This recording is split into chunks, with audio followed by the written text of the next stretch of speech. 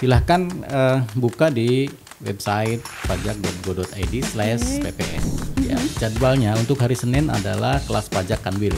Jadi seluruh Kanwil di Indonesia membuka kelas pajak hari Senin. Harta dikurangi dengan pokok hutang.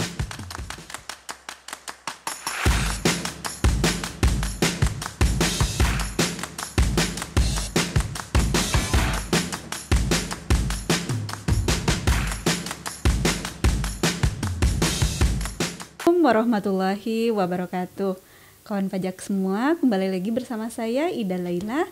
Kawan pajak kembali mendengarkan dan menyaksikan podcast katalog gue Kanwil DJP Banten.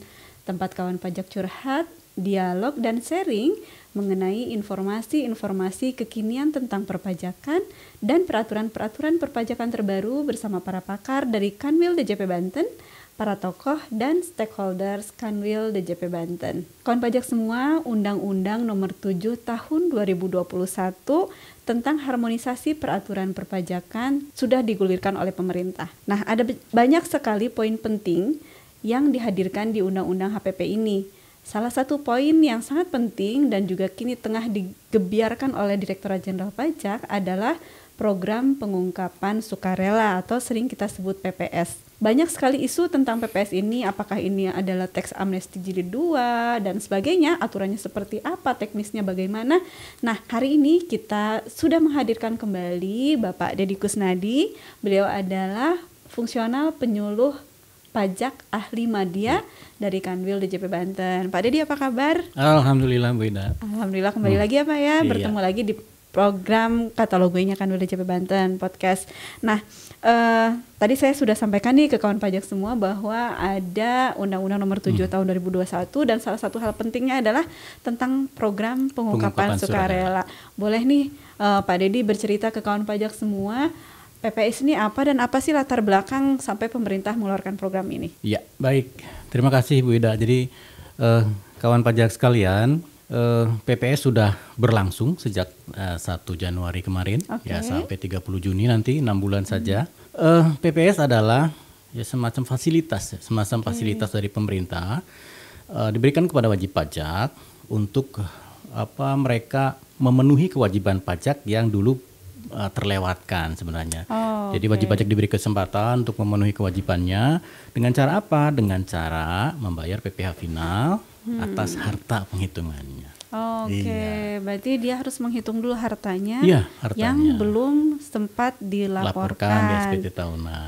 Tahunan. Nah, apa bedanya sih dengan teks amnesti nih Pak sebetulnya ini? Ya, perbedaan yang sangat signifikan adalah saat ini Direktorat Jenderal Pajak sudah menghimpun data yang cukup banyak ya, baik dari data dalam negeri maupun dari luar negeri. Ya, kita sudah termasuk dalam kelompok negara-negara yang bersepakat bahwa mengurangi penghindaran pajak, terutama yang di luar negeri. Mekanismenya seperti apa? Mekanismenya melalui AEOI biasanya disebut Automatic Exchange of Information. Jadi masing-masing negara memberikan informasi wajib pajak yang bukan terdaftar di negaranya kepada negara asalnya. Termasuk ke Indonesia. Ke Indonesia. Data yang sudah dihimpun oleh Direktorat Jenderal Pajak itu menurut catatan di catatan yang terakhir 2018 saja itu sekitar 7.000 triliun lebih. Itu baru data saldo keuangan dan penghasilan. Dari luar negeri. Belum termasuk aset tetap. Ya, belum termasuk aset tetap. Dan ini menjadi trigger mungkin ya pemerintah. Jadi mungkin beberapa bulan atau 1 tahun ke belakang teman-teman wajib pajak pernah mendapatkan SP2DK. Nah, udah nih SP2DK pernah kita bahas juga. Di podcast terakhir kita bicara SP2DK ya. Nah, SP2DK itu salah satunya untuk mengklarifikasi data-data itu. Dan ini belum tuntas gitu, masih banyak nih datanya, masih banyak. Nah, karena data itu banyak, kemudian potensinya sangat besar. Karena nanti kena tarif maksimum kan, kena tarif kalau di undang-undang yang baru 35%. Kalau penghasilan netonya di atas 5 miliar ya, 35% itu paling tinggi itu kan. Kalau yang lama 30%. Tuh kalau itu ditemukan dikenakan tarif kan berat ya. 35%. Nah, kemudian pemerintah menimbang bahwa kemarin kita baru mengalami pandemi, ya, kemampuan ekonomi masyarakat berkurang. Jadi istilahnya win-win solutionnya dikeluarkanlah pengungkapan pajak sukarela ini. Jadi wajib pajak diberikan kesempatan untuk memenuhi kewajibannya dengan tarif yang lebih rendah dan beberapa fasilitas lainnya. Seperti itu. Nah, kawan pajak nih, ini kesempatan ya sebetulnya untuk kawan pajak semua. Kami sudah punya data, tapi masih kita kasih kesempatan gitu ya oleh pemerintah. Silakan diungkapkan sendiri. Kalau diungkapkan sendiri tarifnya jadi lebih rendah. Iya, lebih rendah. Boleh nih ke kawan pajak semua, tarifnya jadi berapa sih, Pak? Kita punya 2 kebijakan. Ya, kebijakan pertama tuh untuk yang saya bilang mantan. Mantan nih. Mantan atau alumni yang dulu pernah mengikuti amnesti pajak atau tax amnesty. Ini kebijakan satu. Kebijakan satu itu kenapa dikeluarkan? Sebenarnya kita punya data, ternyata wajib pajak yang dulu ikut tax amnesty, tidak semua hartanya diungkapkan. Mungkin lupa atau atau terselip gitu kan. Padahal sanksinya itu sangat besar. Ya, sanksinya nanti dia ikut undang-undang TA. Ya, selain sanksi tarif yang besar, dia kena sanksi administrasi 200%. 200%. Tambahannya itu berat kan sekali ya. Jadi bayangkan kalau tarifnya orang pribadi kena 30%, ditambah 200% kan jadi 90% ya. Oleh karenanya pemerintah memberikan solusi di kebijakan satu. Silakan teman-teman wajib pajak yang dulu lupa atau belum melaporkan hartanya di program tax amnesty itu bisa ikut kebijakan satu. Ya. Tarif yang terendah berapa? Tarif yang terendah itu 6%. 6%. Ya, 6% itu untuk jika harta itu nanti diinvestasikan di sektor-sektor yang nanti ditentukan oleh pemerintah. Ya, ada 3 sektor. Pertama di SBN, surat berharga negara. Kemudian ada sektor sumber daya alam, ya, itu hilirisasi sumber daya alam. Kemudian yang ketiga adalah sektor renewable energy, jadi energi terbarukan. Ya, itu sebagai antisipasi untuk menghadapi perubahan iklim. Ini juga yang isu ini juga yang diangkat oleh presidensi G20 yang akan G20 itu terkait dengan banyak nih nyambung-nyambung kemana-mana nih aku sebenarnya ya. Banyak itu. Berarti itu 6% kalau bisa menempatkan hartanya untuk tiga sektor tadi.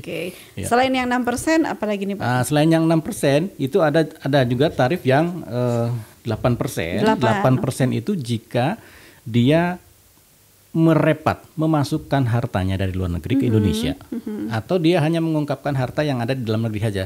Saya diungkapkan aja nih, nggak investasi, itu tarifnya 8%. Dia tetap simpan sendiri gitu simpan sendiri ya, atau dia uangnya yang dari luar negeri dimasukkan ke Indonesia, dimasukkan ke perbankan di Indonesia, tapi dia nggak diinvest, itu tarifnya 8%. Ada tarif yang lebih tinggi lagi, itu 11%. Jika dia hanya mengungkapkan hartanya aja, tapi nggak dibawa ke Indonesia, hanya di luar negeri. Ada di luar negeri. Saya punya uang nih di Hong Kong, 10 miliar, tapi nggak dibawa ke Indonesia. Cuma nyampein aja, ini punya nih saya, cuma nggak mau ditarik ke Indonesia, apalagi diinvestasikan misalnya gitu. Berarti semakin cuma mengungkapkan saja, tarifnya jadi lebih tinggi ya. 6, 8, dan 11. Ya, konsekuensinya lah.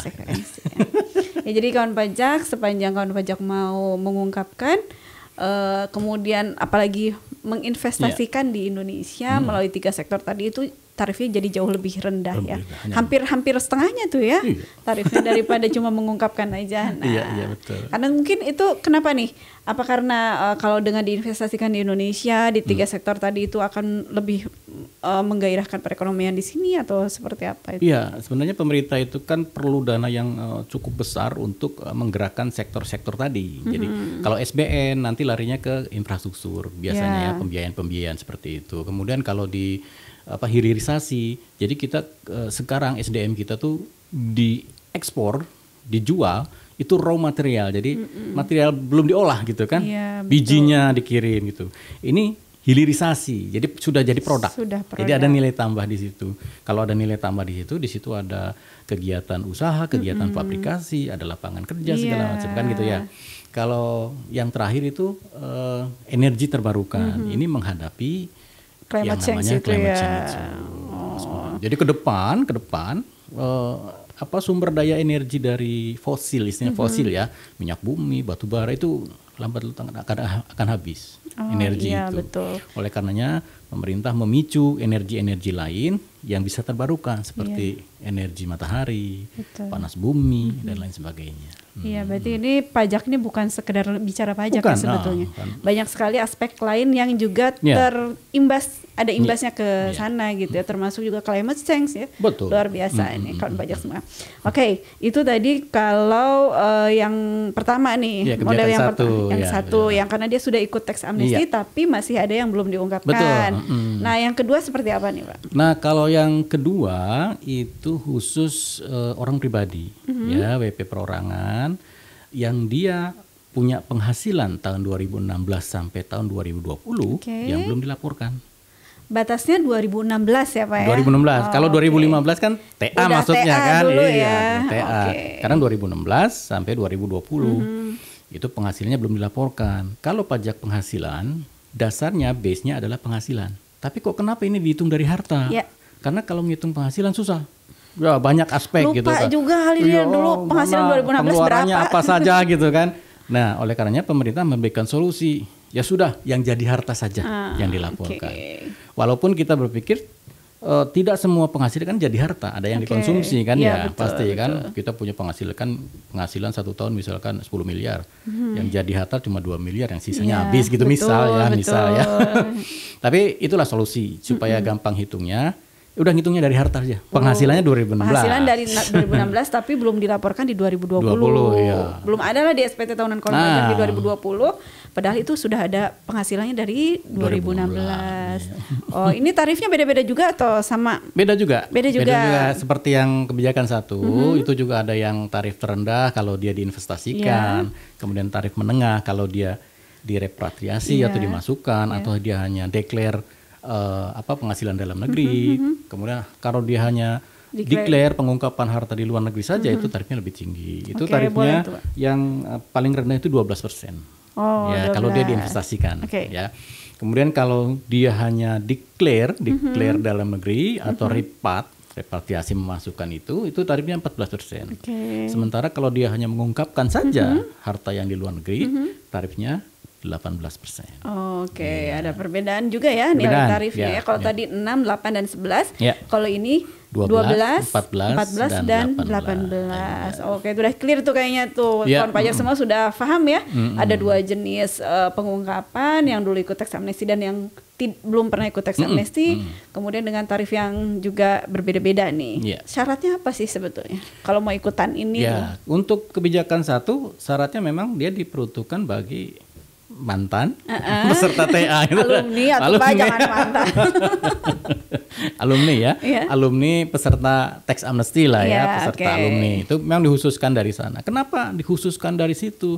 Karena alumni tax amnesty ini kalau dia punya harta yang belum dilaporkan ketika ikut tax amnesty, itu sanksinya sangat besar. Untuk badan itu 25%, kemudian OP 30%, kemudian WP tertentu MKM itu 12,5%, ditambah sanksi 200%. Kan lumayan juga itu kan. Pemerintah kan memang, wah ini tarifnya gede banget gitu kan, jadi dibikinlah kebijakan 1. Nah, kemudian kalau untuk kebijakan 2, ini berbeda dengan kebijakan 1. Jadi syaratnya untuk kebijakan 2, mereka tidak sedang diperiksa. Ada itu ya, ada persyaratan itu. Tidak sedang diperiksa, tidak sedang disidik, atau tidak sedang dilakukan tindakan hukum lainnya. Itu syaratnya ya. Jadi kalau ada pemeriksaan sebenarnya nggak bisa ya Pak ya? Nggak bisa, diselesaikan dulu pemeriksaannya, baru boleh ikut.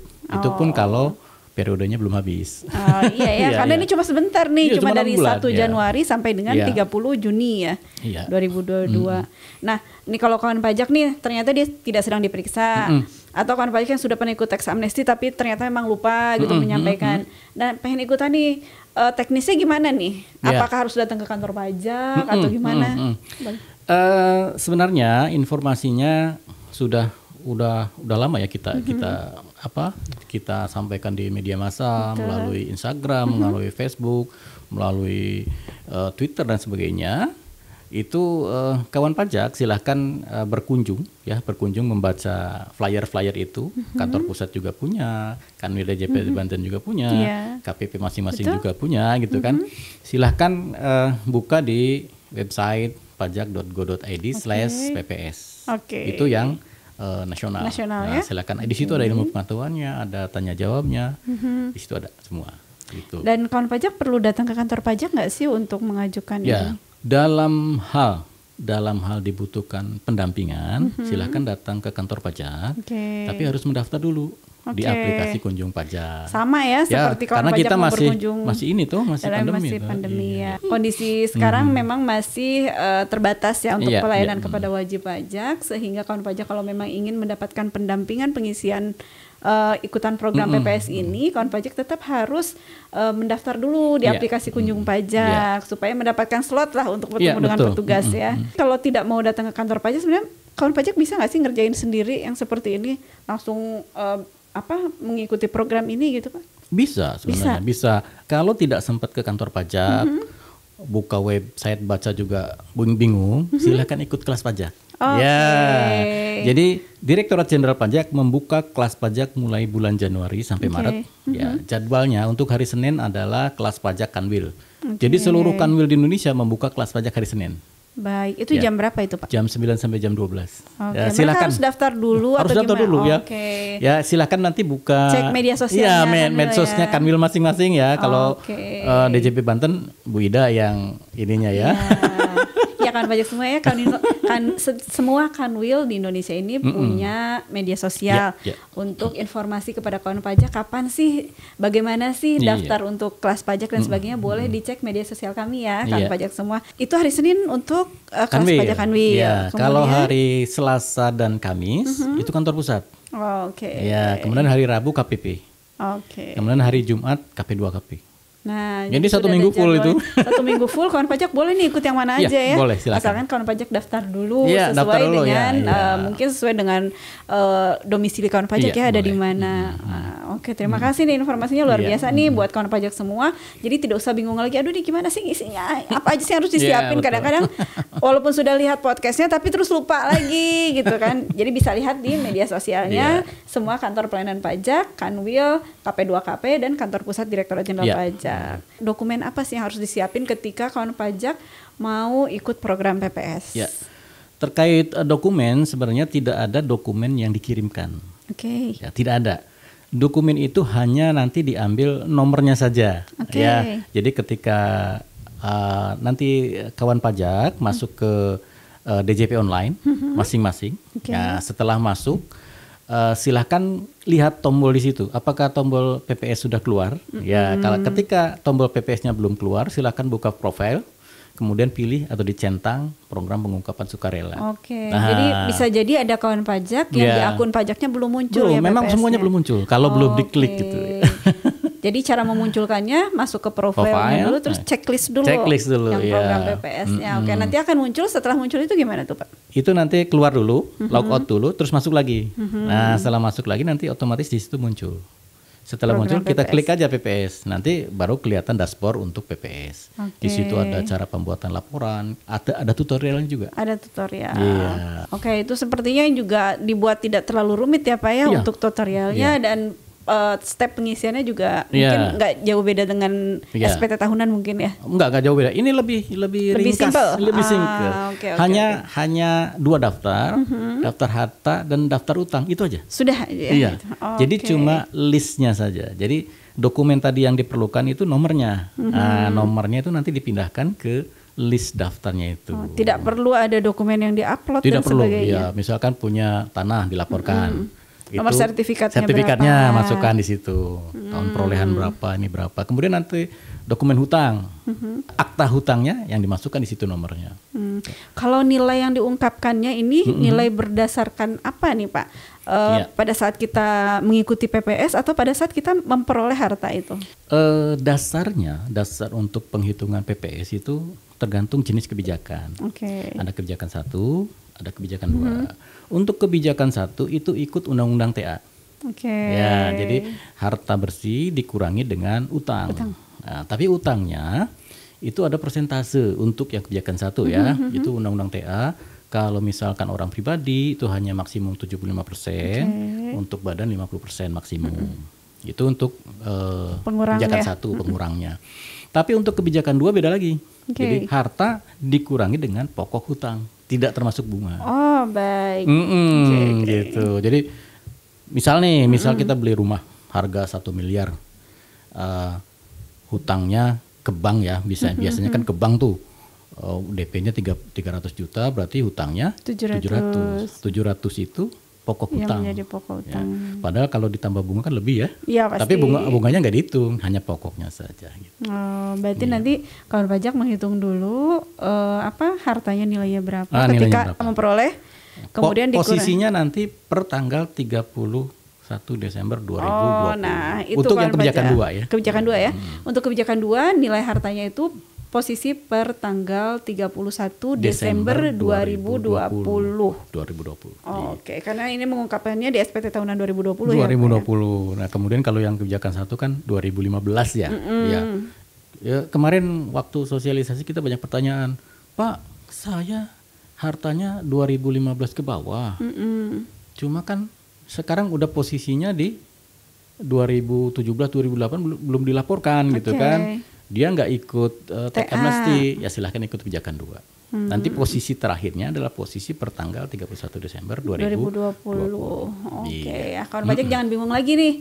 Untuk yang kebijakan 2 yang belum pernah ikut TA, silahkan cek nilai harta itu di tanggal 31 Desember 2020 untuk ikuti program ini ya, program PPS ini. Ada juga tuh Bu Ida, Pak saya tahun 2021 beli rumah. Ya nggak masuk program karena kan batasnya kan 2020. Iya. Itu mah nanti dilaporkan di SPT 2021. Tahun ini nih dilaporkan nih, paling lambat kan Maret tuh. Yang SPT OP-nya masukkan di 2021. Jangan sampai nggak dilaporkan lagi, nanti bahaya juga. Karena belum tentu ada program seperti ini lagi ya. Belum tentu. Nah, ini program spesial lah ya untuk kawan pajak semua. Nah, keuntungannya buat kawan pajak apa nih? Nah, keuntungannya selain bunga-bunga tadi yang nggak kena. Jadi yang kalau kebijakan 1 keuntungannya pasti tidak kena bunga itu.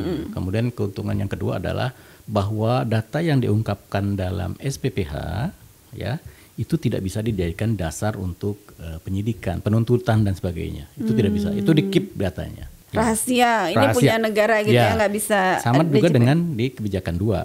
Di kebijakan 2 kita keep juga datanya di situ. Kita keep juga. Untuk kebijakan 2 selain ada kerahasiaan data itu, di kebijakan 2 ada juga fasilitas tidak dikeluarkan ketetapan untuk tahun pajak 2016 sampai 2020. Jadi tidak diperiksa tuh. Sama sekali nggak diperiksa. Clear lah gitu dianggap kan. Ini sudah jujur nih, kita hargai gitu ya Pak ya. Pemerintah menghargai kejujuran wajib pajak semua, ikut program ini, akhirnya tidak akan dilakukan pemeriksaan. Untuk tahun pajak 2016 sampai tidak diserbitkan surat ketetapan pajak. Surat ketetapan pajak kan dari pemeriksaan ya. Oke.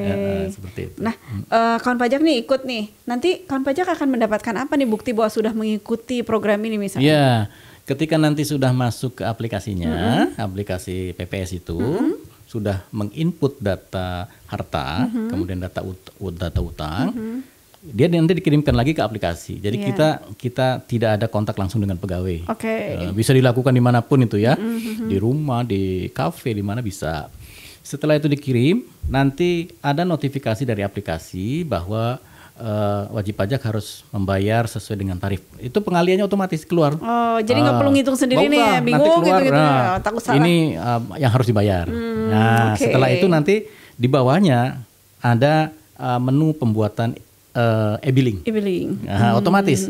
Jadi nggak usah ke bank, nggak usah kemana-mana minta e-billing gitu kan, atau telepon kantor, Pak minta e-billing, nggak usah. Karena jadi di aplikasi itu langsung muncul ya, langsung diklik akan keluar nih e-billingnya. Tinggal nanti setelah e-billing dibayar, ya bisa pakai mobile banking atau dibawa ke bank kemanapun. Itu nanti dieksekusi lagi bahwa itu sudah dibayar, itu dikirim lagi melalui aplikasi lagi. Ya nanti diinput ID billingnya, NTPN-nya, NTPN-nya, nanti ada respon dari aplikasi, nanti dapat surat keterangan bahwa telah mengikuti program PPS. Suketnya istilahnya. Berarti ini semua dilakukannya by system ya by Pak system. ya. Cepat Tidak sekali. ada pertemuan dengan petugas kecuali memang tadi itu bingung terus minta pendampingan itu kecuali aja ya itu, Pak kecuali, ya. Tapi sebetulnya semuanya dibuat sesimpel mungkin oleh Direktorat Jenderal Pajak supaya wajib pajak bisa melaksanakan sendiri semua proses itu ya Pak ya. Ini juga mengantisipasi kita masih pandemi gitu ya, supaya tidak ada yang berkerumun itu ya. Iya. Antri panjang. Betul. Kalau zaman dulu saya pernah itu piket sampai jam 12 malam. Iya, sama. Teks amnesti luar biasa ya Pak ya ceritanya dulu. Luar biasa itu ngelembur-ngelembur gitu ya. Sekarang nggak ada lagi cerita itu. Nggak ada lagi. Tapi wajib pajak bisa tuh sampai jam 12 malam juga mengerjakan. Bisa. Karena aplikasi ini terbuka terus ya Pak ya. Sampai pokoknya jam 24.00 gitu batasnya. Ya, selain tadi bisa ke kunjung pajak gitu. Kalau misalnya cuma mau telepon aja deh, cuma sedikit doang nih yang mau saya tanyain gitu misalnya. Ada beberapa channel dan ada channel khusus ya, channel khusus untuk informasi PPS. Jadi kawan pajak bisa menghubungi 1500008. Gampang sekali diingatnya 1500008. Ya, itu by phone ya, by phone. Kalau WA, ini kan zamannya WA ya. Kalau by phone kan kena cas gitu. Baik, WA mah. Kalau WA gratis ya. Gratis. WA silakan hubungi 081156 1508. Boleh menghubungi nomor-nomor yang tadi. Terus ada lagi dari media sosial mungkin atau gimana Pak? Di beberapa Kanwil dan KPP mungkin akan menampilkan kontak-kontak yang bisa dihubungi. Silakan nanti dilihat di media sosial masing-masing ya. Ya kawan pajak, jadi sekarang memang modelnya digitalisasi, semua bisa semuanya. Kawan pajak trace di media sosialnya semua kantor pelayanan pajak dimanapun seluruh Indonesia, kantor pusat, kantor Kanwil, kemudian kantor pelayanan pajak dan juga KP2KP ya, yang ada di seluruh Indonesia. Oke, seru banget nih kawan pajak semua, informasi mengenai PPS mulai dari apa itu latar belakangnya, kenapa diadakan program ini, kemudian sampai teknis pelaksanaannya, pelaporannya, dokumen dan sebagainya sudah dikupas tuntas oleh Pak Dedi di acara podcast Katalog Gue kita pada hari ini. Boleh closing statementnya nih buat kawan pajak semua Pak Dedi? Baik, kawan pajak sekalian, fasilitas keistimewaan ini sangat terbatas waktunya ya, hanya 6 bulan. Dan belum tentu ada lagi. Belum tentu ada lagi. Kenapa belum tentu ada lagi? Sekarang kita Direktorat Jenderal Pajak sedang membangun sistem informasi, itu namanya kalau bahasa Inggrisnya Kortek. Kalau bahasa Indonesianya sistem inti perpajakan. Itu akan menghimpun seluruh informasi. Ya, ketika informasi itu sudah dihimpun, jadi semua informasi akan kita tampung dari seluruh lembaga, baik di dalam dan luar negeri gitu kan. Jadi ke depan hampir susah nanti menyembunyikan penghasilan dan harta ya. Jadi inilah kesempatan untuk beres-beres ini. Beres-beres. Kesempatan nggak datang 2 kali ya Pak? Beres-beres dengan PPS. Beres-beres dengan PPS. Keren banget. Oke, kawan pajak semua, demikian tadi bincang santai kita pada hari ini tentang PPS. Mungkin sudah bisa dipahami lah sedikit banyak oleh kawan pajak. Kalau masih belum paham juga ikut kelas pajak tadi boleh. Ya Pak ya. Yang Banten selalu terbuka setiap hari Senin untuk Kanwil Banten dan setiap hari baik itu KPP, Kanwil maupun kantor pusat sampai KP2KP itu bisa kawan pajak ikuti. Kemudian dari perbincangan ini juga kita sudah bisa memahami bahwa pemerintah ini berbaik hati nih kepada masyarakat kawan pajak semua untuk bisa mengungkapkan secara sukarela data-data perpajakan yang belum kawan pajak laporkan di SPT tahunan tahun 2020. Oke, jangan sia-siakan kesempatan ini. Terima kasih kawan pajak semua sudah menyaksikan dan mendengarkan podcast Katalog Gue Kanwil DJP Banten. Untuk informasi-informasi lainnya boleh kawan pajak ikuti media sosialnya Kanwil DJP Banten di @pajak_djp_banten, baik itu di Facebook, Spotify maupun YouTube channel, Instagram dan Twitter Kanwil DJP Banten. Sampai jumpa. Assalamualaikum warahmatullahi wabarakatuh.